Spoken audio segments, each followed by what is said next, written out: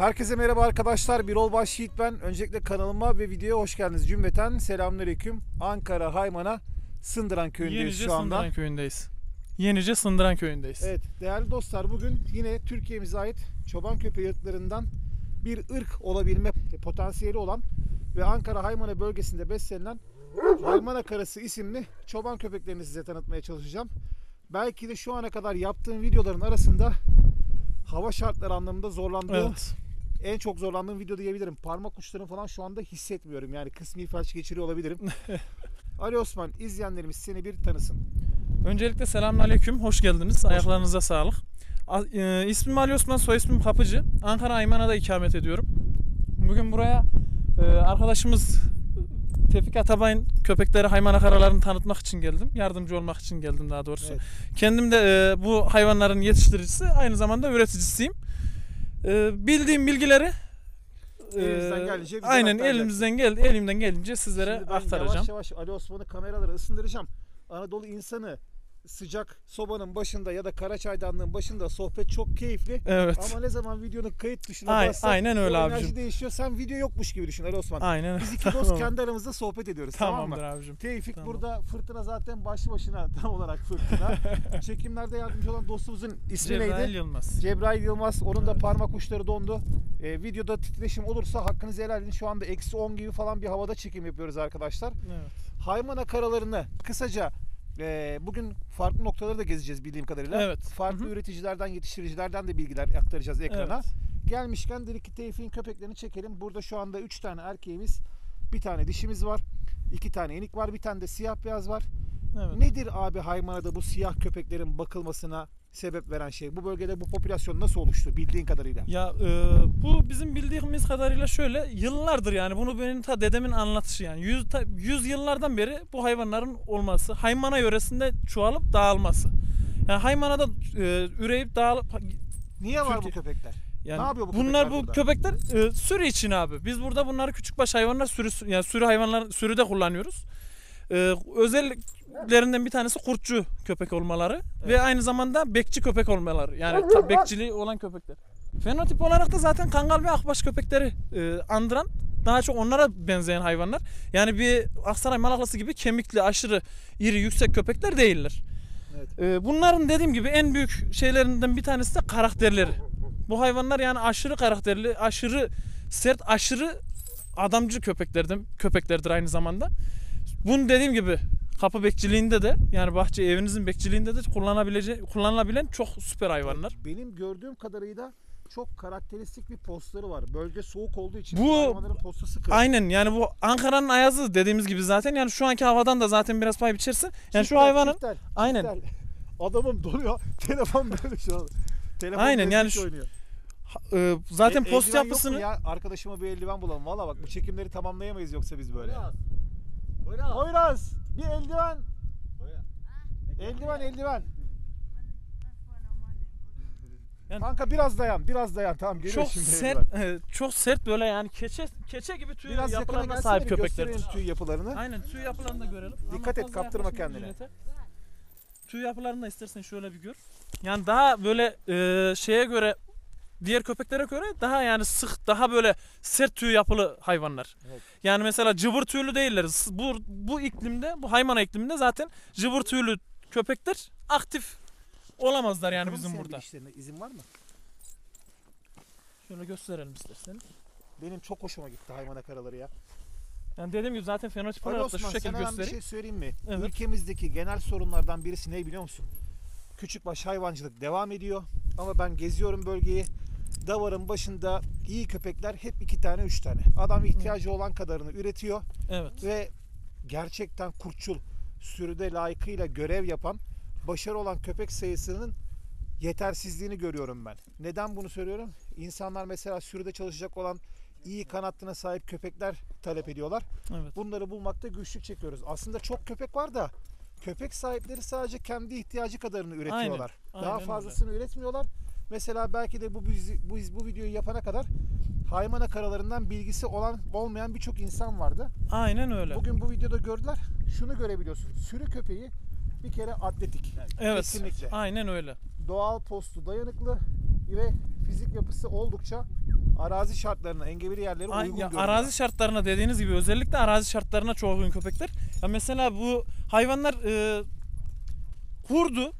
Bununla çok iddialı konuşuyorum abi.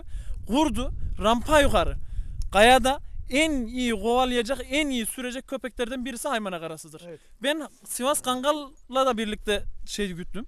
Davar güttüm. Akbaş'ta da davar güttüm.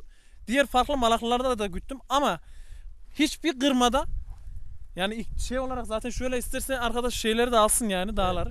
Yani şu şeyde ben Haymana karası kadar aşırı sert, aşırı böyle güçlü iz süren, canavarı süren köpek görmedim abi. Evet. Bu ya iddialı konuşuyorum yani abi. Kesinlikle. Orta irilikte çoban köpekleri Aynen. arkadaşlar. Biz şimdi gerçi rampanın üstündeyiz. Köpekler aşağıda Evet. kaldı. Ne kadar boyutları belli oluyor bilmiyorum ama tahminimce erkeklerde omuz yüksekliği 70 ile 80 santim arasında, değil Aynen mi? bu 70 ile 80-83 santim arası değişen köpek. Değişen yani köpekler. boy aralıkları o şekilde yani. Şeyi dikkatimi çekti. Bir de arka baldır yapıları geniş. Yani İşte bu- koşucu Ha özellikleri. bu koşucu arazideki özel. Biraz tutumu önce özellikleri. anlatmaya çalıştığım aslında benim oydu. Evet, bak patileri de inceleyelim. Bir gel Evet. yakına. Patiler de aynı tavşan patisi gibi Aynen. ön orta iki tırnak uzun. Bunlar arazideki tutunmaya çok büyük fayda sağlıyor arkadaşlar. Onu özellikle arkayı da çekelim bak. Aynen, Arkadakilerin arkalar de da uzunluğunu aynı çekelim. Bakın arkadakiler de aynı şekilde. Orta parmakları uzun bu köpeklerin. Dağ tavşanı gibi yani. Aynen öyle. Yani bu hani rampa yukarı koşuyor dedim ya biraz önce. Evet. Hani rampa yukarı hani bize yıllardır hani çocukluğumuzdan beri biliriz. Rampa yukarı tavşanı hiçbir köpek yakalayamaz. Evet. Rampa yukarı tavşan daha hızlı koşar diye. Size yemin ederim bu hayvanlar bazen yani hiç karınlarını dağa sürüye çıktığımız zaman doyurmadığımız günler oluyor. Bu hayvanlar dağda kendileri yani yakaladığı tavşanlarla karınlarını doyuruyorlar. Avlanıyorlar yani. Avlanıyorlar Peşinde. abi aynen öyle yani. Her geldiklerinde maşallah karınları aslanlar. çıkıyor yani. Kimi zaman böyle yani yanımıza ağzında tavşanla da geliyor hayvan. Bak ciddi anlamda Kangal'dan sonra bu köpeklerde kesinlikle korunması. Ya ülkemizdeki çoban köpeklerimizin hepsinin milli değeri var. Aynen Aksaray öyle. Malaklı'mızda öyle, Akbaş'ta öyle, Kangal'da öyle. İnşallah haymana karalarından ilgili de ben videomuzu devlet yetkililerinden izleyenler olursa ben de bu konuda Evet. elimden gelen çabayı göstereceğim. Bakanlık olur, Yerli Irklar Kayıt Komisyonu var bu anlamda. Tarım ve Hayvancılık Bakanlığı'nda aynı şekilde Ankara'da bulunan zootekni olur, veterinerlik fakültesi olur, üniversiteler olur. Ankara Haymana bölgesindeki haymana karaların kesinlikle incelenmesi, Evet. kayıt altına alınması, birbirlerinden akrabalık derecelerine bakılması, bunlar kan örnekleri alınarak yapılabilecek çalışmalar. Yani bugün Bulgaristan'ın 4-5 tane milli ırkı var. Evet. Neden ülkemizin köpekleri bizi dünyanın her yerinde temsil etmesin? Tabii doğru. Haymana Aynen öyle. karası neden bunlardan birisi olmasın diyorum. Tevfik sen hiç konuşmadın. En azından bir gel kameralara bir merhaba de diyeceğim. Gelme. Gelme, Gelme. Tevfik. Öyle Aynen, kal. Gelme. Sen orada. Sen uzaktan merhaba de. Bağır. Merhaba. Tevfikçim. Aynen sen götür onu tutuver. Biraz daha yaklaştırıver. Ben tutayım. Saldırı diyor. Dikkat et diyor. Bak. Merhaba arkadaşlar. Öncelikle bize bu Önce- çekimi yapma imkanı verdiğin için teşekkür ederiz biz sana. Çok sağ ol. Ben de teşekkür ederim abi. Hoş geldiniz bu arada. Hoş bulduk. İnşallah davarda da göreceğiz bunları baharda. İnşallah yazın gel de görürüz. Tamam. O zaman ellerimizi ısıtmak için küçük bir mola vereceğiz Tevfik. Yeni Tamam. noktalardaki köpekleri de ziyaret edeceğiz. Senin Tamam. buraya yine akşamüstü çay içmeye geliriz. İnşallah abi. Dostum benim, çok sağ ol. İnşallah. Harika köpeklerim var. Sağ ol, Birbirinden teşekkür güzel ederim. Köpeklerim var. Çok teşekkürler.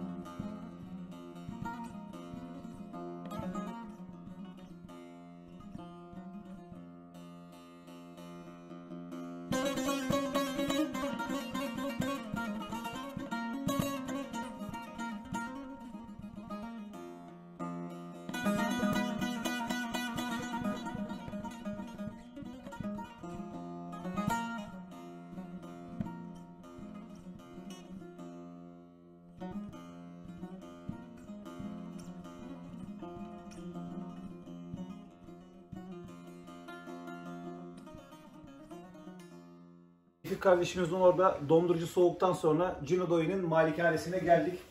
Dayıcım selamünaleyküm.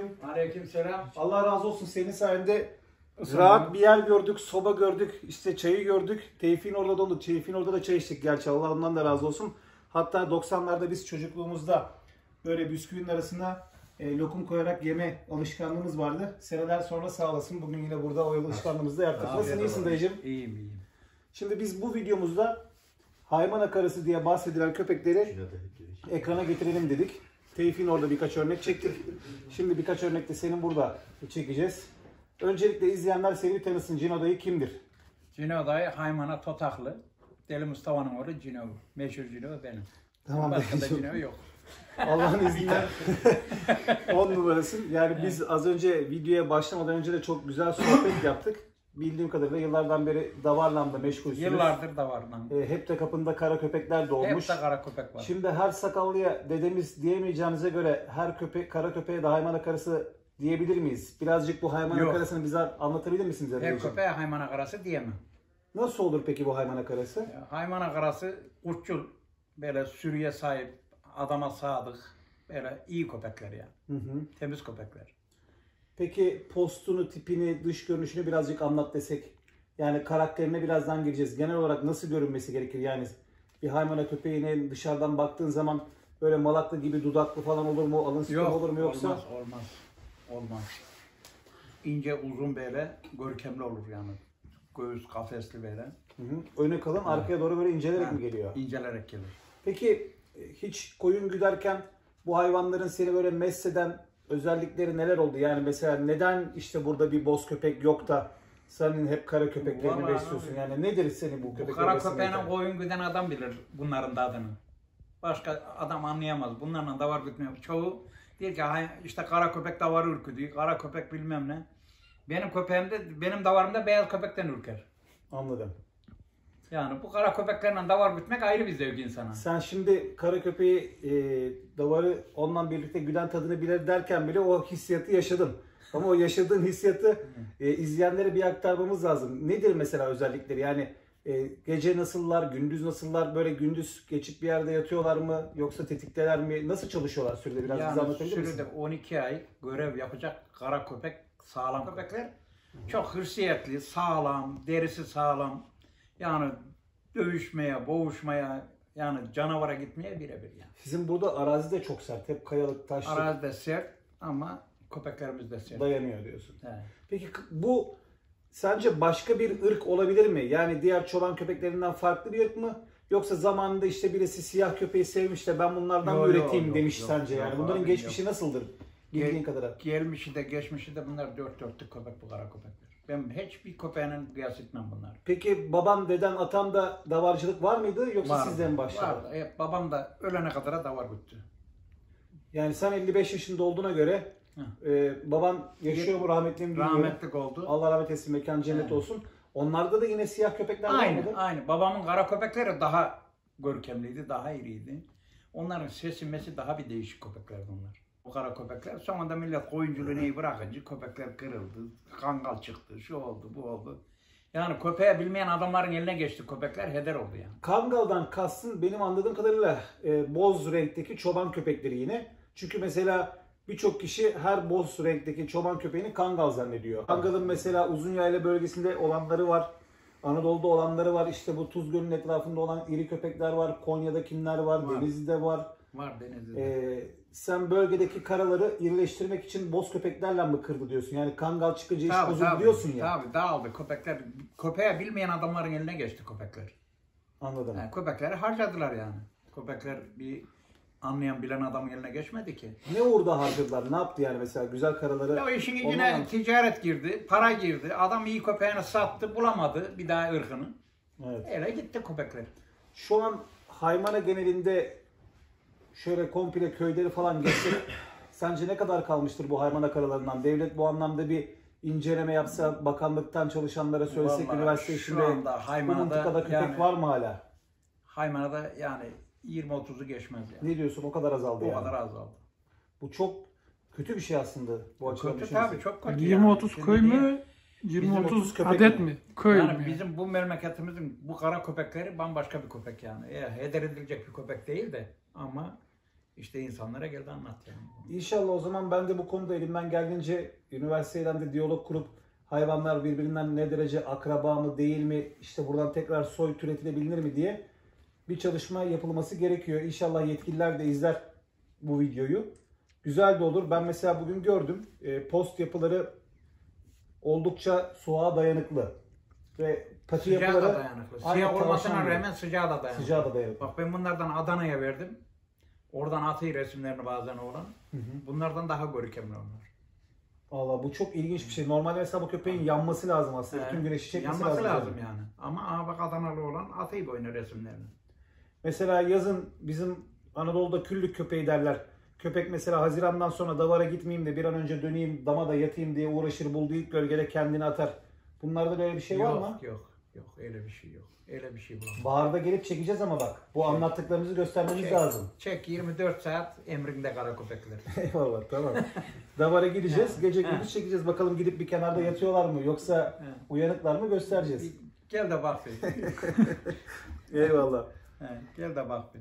Bir de bazılarında böyle beyazı bol olanlar da var. Mesela bugün onu Boynu da ala gördük. olanlar Evet, var. boynuna doğru. Peki bu Evet. bir kırmalık mıdır? Sence çıkabilir mi? Yok onun cinsinde bu zaten bizim eski kara köpeklerimiz döşü şöyle mıska gibi beyaz olurdu. Ön bacaklar acık beyaz olurdu böyle. Yani fazla şey olmazdı. Ala köpekler de vardı. Ama onlar siyah alaydı. Onlara cingen alası derler. Belki fazla tutulmaz onlar da. Anladım. He. Beyazı böyle çok dağılırsa yani vücuduna çok tutulmuyor muydu? Ya onlar belki tutmazlardı. Ama Anladım. siyah köpeğe gelince tutuyorlardı. Herkesin kapısında vardı bizim köyde. Sadece Haymana'da mı var bu? Peki böyle yenice sındıran... Haymana'da bu bölgede bizde vardı. Bu köyde, şu Karacören köyünde Gölbek'te vardı bu köpeklerden. Bu 3 köyde çok meşhurdu bu köpekler. Hatta eşkıyalar bilene bizim köyün atından, Karacören'in itinden, Gölbek'in bitinden giremezlermiş. Çok güzel bir sözdü. Onu bir daha bir alabilir miyiz tekrar? Ne Yani demek? eşkıyalar demişler totağın atından korkuyor. Karacören'in itinden, o kara köpeklerden, Gölbek'in bitinden korkuyor. Giremeyiz demişler. Ya valla Cino dayı efsane. İyi ki Evet. senin gibi birini bugün tanıdık. Sağ Evet. olsun. Haymana'nın insanı da gerçekten Anadolu'nun insanını ben seviyorum. Bugün Haymanalı dostlar da bizi 10 numara bir şekilde ağırladılar burada layıkından sağ olsun. Ve güzel de bir deneyim oldu ama keşke hava şartları müsaade etse. Hava eksi 10 derece. Davar dışarıya çıkamıyor. Davarın başında yapsak senden video şöyle kepeneği bir sırtına alsan. Tabii daha iyi Eline de olurdu. şöyle bir değneği versek dayının. Arazide olsaydı daha iyi olurdu yani. Değil mi? Daha keyifli olurdu. Bir çoban ateşi yaksak. Bir pilav yapsaydık kavurmalı. Senin değişik çoban anıların da vardır. Var mı şöyle bir ilginç hikayen? Ya. Çobanlık döneminde yaşadığın. Vallahi ilginç hikayemiz işte bir 8-10 sene bir cezaevinde yaptık kara köpek yüzünden. Ne diyorsun ya? Geçmiş olsun Beyciğim. Ciddi misin? Ha, vallahi Çok ilginç. Bir açabilir misin özel değilse? Özelse anlatmana gerek yok. gerek yok. Tamam peki o zaman tamam. Vay, anasını Kara ya. köpek yüzünden olduğunu öğrenmiş olduk yani. Aynen. Geçmiş olsun. Evet. Geçmiş olsun. Gerçekten İşte geçmiş orada olsun. öyle oldu yani. Peki şu anda sende de hala var mı köpekler? Besliyor musun? Siyahlar. Besleyip 3 tane siyahım var burada, bir çapargancığım var. Onları da o zaman bir ekrana getirelim. İzleyenler burada bir Getirip görsünler. baksınlar. Nedir onların isimleri? Vallahi para var. Koca oran diklerine, biri güdük. İyi tamam. En azından Evet. sen isimlerini biliyorum. Ben birçok çobana soruyorum. hiç isim vermiyor işte. Kara köpek diyor, işte boz köpek diyor, dişi kancık diyor. Çoban için köpekten ziyade köpeğin herhalde sürüde ne yaptığı daha çok önemli değil mi? Eskiden en namlı köpek Koçsar'ın. Mezgit'in köpeği bir de Akdağ Maden'in köpeği meşhurdur. Bizim bu Neresi? Akdağ Maden. Akdağ Madeni. Yozgat değil mi? Yozgat Akdağ Madeni. Niye meşhurdu? Oranın o orman bölgesi olduğu için oranın köpekleri Sivas'tan daha üstün tutarlardı burada. Yani biri bir köpek getirdiği zaman Akdağ Maden'den getirmiş, millet bakmaya giderdi yani. Nasıl köpeklerdi peki? Çapar, böyle ala, böyle ala dediğim çapar ala yani. Hı hı. Böyle vallahi ön taraflar kalkardı, böyle arkaya yatardık. O biçim iri köpeklerdi. Ama canavar öldürüyorlardı. Davarda da iyilerdi. Davarda Peki ileride. bu- Şurada yüzbaşıoğullar vardı. Onlar çok getirirdi oradan. Orayla bağlantıları vardı. Çobanlar neyi. Hep oradan getirirlerdi, öldürürlerdi. Şimdiki karalar eski karalara göre küçük mü, aynı boydalar mı? Küçük. Neden küçüldüler sence? Ya işte küçüldürerdi. Böyle köpeğe bilmeyen adamların eline geçti. Köpeğe zahara çekti, paliye çekti. Öbür iri köpeğe getirdi, buna çekti diyerken köpekler kırıldı, kayboldu, gitti yurtlarına. Şunun sebebi olabilir mi? Bazı bölgelerde görüyorum ben, mesela atıyorum Çerkezler'de de var, Sivas'ta görüyorum. Adam kendi köpeğinin soyu dışarıya çıkmasın diye hep aile eşleşmesi yapıyor, iç içe eşleşme yapıyor. Nesil ondan da küçülüyor. Acaba karaların da başına aynı iş gelmiş olabilir mi? Hep akraba eşleşmesi olmuş olabilir mi? Olmuş olabilir yani. Bir de şimdi şu anda yani köpek özgürce bir gidip de arazide bir karılıp da güzel bir köpeğine şey yapmıyor ki. Köpeğe bağlayın, zorla çekin. Köpek iri olsun diye iri köpeğe çekin. Yani Önceden nasıl olurdu bu köpeklerin önceden eşleşme işi? kancı kızana geldi mi dağa giderdi 5-10 köpeğine birbirlerine boğuşa kızana gelirdi. Baba yiğit kimse o mu alıyordu He, kızanı yani? Yiğit köpek kimse o alırdı. Ondan da köpek çıkardı. Yani korkak köpeğin kızan kancayı alma şansı yok mu Yok, önceden? imkanı mı var ya? Bir Çorba önceden- yatardı kancığın başında. 40 metre ötede yatardı öbür köpeğin korkusundan. Yanaşamıyor. Nereye Ya yanaşacak? bir fırsat bulursa Fırsat bulursa ölümünü imzalardı yani. doğru. Hakikaten öyle. Vallahi. Peki Cino dayı, sende köpek merakı, davar merakı yine atadan babadan mı geliyor? Aynen, Babanda da atadan babadan biz eşeğin hebesinde büyüdük hep. babanın ya çok iyi, o sahneyi gözümde canlandırdım şimdi. Cino dayı böyle heybenin yanında gidiyor. Biz eşeğin hebesinde büyüdük. Babanın köpekleri nasıldı peki? Onlar da siyahtı, bozkara, böyle tüm kara, böyle çok iri köpeklerdi. Çok Anladım. iri. Kurtçulukları nasıldı? Yani haftada bir canavar asarlardı koyun caminin önüne. Ya şimdi mesela ben Yani davar olanlar onlara gelir ekmek ne atar ödüllendirirlerdi yani köpekleri. ben de şunu düşünüyorum, mesela kurt çok pratik bir hayvan. Yani öyle tutulması doğada kolay bir hayvan değil. Hani bir davar köpeği belki ömrü boyunca 2 kez, 3 kez, en fazla 4 kez kurt yıkabilir diye düşünüyorum. Mesela sen haftada bir dediğin zaman köpek 2 sene davara gitse 115 hafta yapıyor. 115 Yani tane şimdi kurt. şöyle değil, yani her hafta dediğim yani Onu yani biraz bir açalım. 6 ay içerisinde Tamam. 3-4 tane Yani yıktırırdı yani. Aslında işin Gördükleri zaman afı iyi oldu yani. anladım. Gördükleri zaman afı iyi oldu. Çünkü şu oluyor, bu avcılarda da var. Mesela adam iyi avcı ama birazcık abartılarak anlattığı zaman adamın avının gölgesinin önüne düşüyor. Ya Mesela zaten- köpekler de çok iyi kurtçuldur. Çok Ya- iyi kurtçu köpek olduğu yalanın için. %95'ini avcıya, terziye, berbere vermişler ama itiraz etmişler %100'ünü. Diyor da efsanesin ya. Yemin ediyorum. He. Sana bir YouTube kanalı açsak ya biz. Gelelim günlük Ya. senden böyle röportaj yapalım. Ya vallahi ben anlamam öyle şeylerden de abi öyle olursa. Anlamadığın halde çok iyi gidiyor. Anlasan He. daha da iyi gidecek zaten. Vallahi. Vallahi. Süper ya. He. Harika. Peki bunların yavrulama sayıları falan aynı diğer köpeklerden aynı mı? Bir de hep eşleştiğinde köpekler bozulmamışsa aynı kara köpek mi veriyorlar? Ama hiç başka renk hattı hep oluyor mu? kara vereyim. Ne bileyim, boz attı, çapar attı, Yok sarı yok attı. yok atmayın. Hep siyah.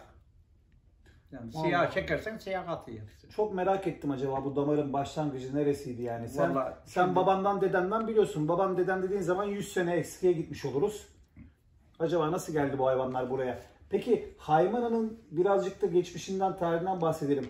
Burası göç almış bir yer mi? Yoksa buranın insanı bizim uzun bura süreden beri burada mı? bizim bura bayağı eski bir köy. Nevşehir Avanoz'dan gelme bizim bura. Hı hı. Yani bizim dedelerimiz oradan gelmiş ama biz bu köyün yerlisiyiz. En önce gelmişler yani. Evet. Bizim burada çeşme var, Totak çeşme diyorlar. İçin oraya konmuşlar. Sinekten yatamayınca dağın dibine çıkmışlar. Sinekten yatamamışlar. Sinekten yatamamışlar. Çöl. Valla bizim kara köpeklerimiz yani bu müddet herkese darağladıydı. Yani millet telefon açardı bize. Sizin de var ne yanına gidiyor? Mesela aşağıya gideyim deyince öbürleri yukarı giderdi. Niye? Köpeklerin korkusundan. Yani diğer sürünün köpeklerinden mi çöküyorlar? Adama da çökülürdü köpeğe.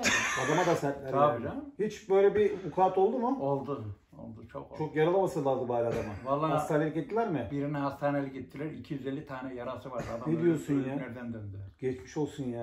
He. Ya ve 15-20 koyunu varmıştı böyle götürmüş havalansın diye bu mevsimde.